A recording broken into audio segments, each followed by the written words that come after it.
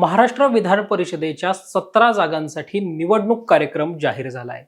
18 जून रोजी मतदान तर 22 जून रोजी मतमोजणी प्रक्रिया जी आहे ती पार पडणार आहे. राज्यातल्या 17 स्थानिक स्वराज्य संस्था गटातून जे आमदार विधान परिषदेवर निवडून येणार आहेत त्यासाठीची ही निवडणूक जी आहे ती जाहीर झालेली आहे. यामध्ये 16 जागांवरच्या नियमित निवडणुका आणि नागपूर स्थानिक स्वराज्य संस्था गटातूनची एक जागा आहे त्या जागेसाठी पोटनिवडणुकीची घोषणा झालेली आहे. पण या निवडणुका जाहीर झाल्यानंतर ही विधान परिषदेची निवडणूक झाल्यानंतर साधारणतः अनेकांना पडलेला प्रश्न हाच आहे की विधान परिषदेची निवडणूक नेमकी होते कशी, या विधान परिषदेच्या निवडणुकीला नेमकं मतदान कोण करतं, सर्वसामान्य मतदार जे आहेत ते या निवडणुकीमध्ये मतदान करू शकतात का? तर याच सगळ्या प्रश्नांची उत्तरं आपण या व्हिडिओच्या माध्यमातून जाणून घेणार आहोत. नमस्कार, मी संकेत आणि माझ्यासोबत कॅमेरावर आहे निलेश लोहार. या व्हिडिओच्या माध्यमातून आपण विधान परिषद निवडणुकांची माहिती जी आहे ती जाणून घेणार आहोत. पहिल्यांदा जर आपण पाहिलं तर महाराष्ट्र विधान परिषद जी आहे या विधान परिषदेची सदस्य संख्या ही 78 इतकी आहे आणि विधान परिषद जी आहे ती कधीही विसर्जित केली जात नाही. म्हणजे ज्या पद्धतीने दर 5 वर्षांनी विधानसभेची निवडणूक लागते आणि मग त्या ठिकाणी 288 विधानसभा सदस्य जे आहेत ते निवडून जातात, तसं काही आपल्याला विधान परिषदेमध्ये पाहायला मिळत नाही. विधान परिषदेला जे आहे ते कायम सभागृह म्हटलेलं आहे.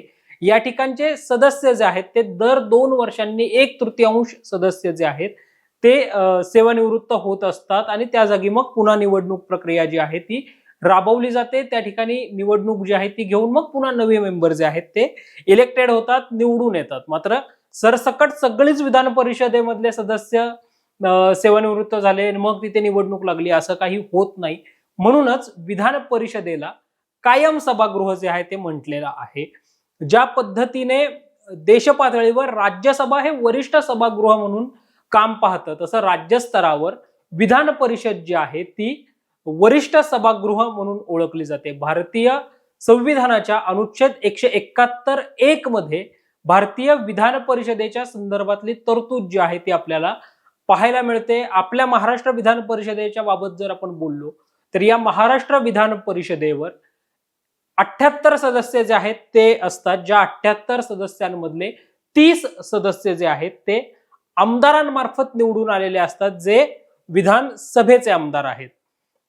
22 सदस्य जे आहेत ते स्थानिक स्वराज्य संस्था गटातून जे आहेत ते निवडून येतात. ज्या 22 सदस्यांपैकी 17 जागांची निवडणूक जी आहे ती आता जाहीर झालेली आहे. ही निवडणूक खरं तर 2022-23च्या आसपासच होणं गरजेचं होतं, महत्वाचं होतं. कारण 2022लाच यातल्या बहुतांश आमदारांचा, बहुतांश जागांचा कार्यभार जो आहे तो संपलेला होता. मात्र राज्यामध्ये स्थानिक स्वराज्य संस्थांच्या निवडणुकाच झाल्या नसल्यामुळं या निवडणुका पुढे जात जात जात आता ज्यावेळी स्थानिक स्वराज्य संस्थांच्या निवडणुका झालेल्या आहेत बहुतांशी, म्हणजे आता काही पंचायत समिती आणि 20 जिल्हा परिषदा यांच्या निवडणुका केवळ बाकी आहेत. मात्र उर्वरित सर्व ठिकाणच्या निवडणुका झाल्यामुळं ही विधान परिषदेची सदस्य संख्या भरण्याचा मार्ग जो आहे तो सुखकर झालेला होता, मोकळा झालेला होता आणि त्यामुळे आता ही निवडणूक जी आहे ती प्रत्यक्षामध्ये लागल्याचं आपल्याला पाहायला मिळतं. ही निवडणूक जी आहे ती होताना आपल्याला पाहायला मिळते.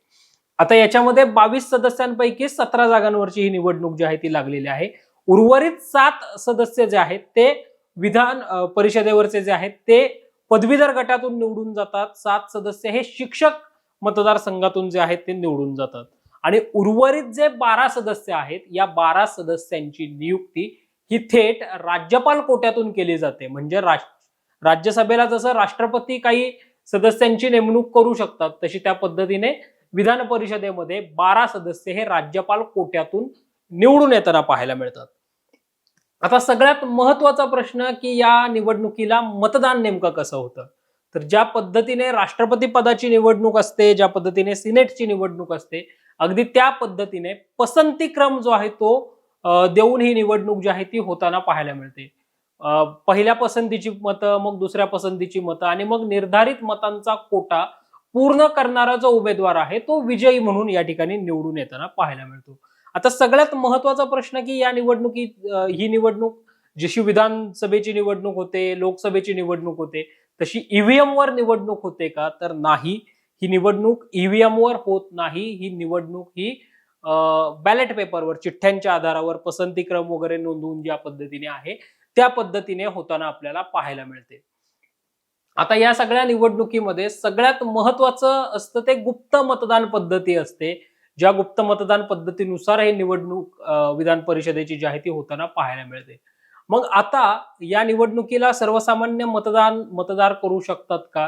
तर नाही. ज्या पद्धतीने लोकसभा आणि विधानसभेला मतदान करतात त्या पद्धतीने ही निवडणूक होत नाही. मग आता स्थानिक स्वराज्य संस्था गटातून जी निवडणूक डिक्लेअर झालेली आहे किंवा जी निवडणूक होणार आहे, या निवडणुकीला मतदान कोण करेल? तर या निवडणुकीला प्रामुख्याने महानगरपालिका, नगरपालिका यांचे सदस्य, जिल्हा परिषदांचे सदस्य जे आहेत ते या निवडणुकीला मतदान जे आहे ते करणार असताना आपल्याला पाहायला मिळत आहे. एकंदरीतच महाराष्ट्र विधान परिषदेच्या बाबतीतल्या या निवडणुकीच्या मतदान प्रक्रियेबाबत तुम्हाला काही अधिकची माहिती आहे का? किंवा या विषयाच्या अनुषंगाने तुम्हाला नेमके कोणते अपडेट्स टॉप न्यूज मराठीच्या माध्यमातून पाहायचे आहेत हे देखील तुम्ही आम्हाला नक्की कळवा आणि पाहत रहा टॉप न्यूज मराठी, आपला महाराष्ट्र आपली बातमी. आता जोकासू एसटीपी या अत्याधुनिक जॅपनीज तंत्रज्ञानाने सुसज्ज, quick installation, energy efficient, noiseless blowers, low maintenance या आणि अशा वैशिष्ट्यांनी परिपूर्ण जोकासू एसटीपी तंत्रज्ञान प्रकल्प उभारणीपासून ते विक्री पश्चात समाधानकारक सेवा देणारी, भारताबरोबरच परदेशात देखील प्रकल्पांची यशस्वी उभारणी करणारी company Deccan water treatment private limited.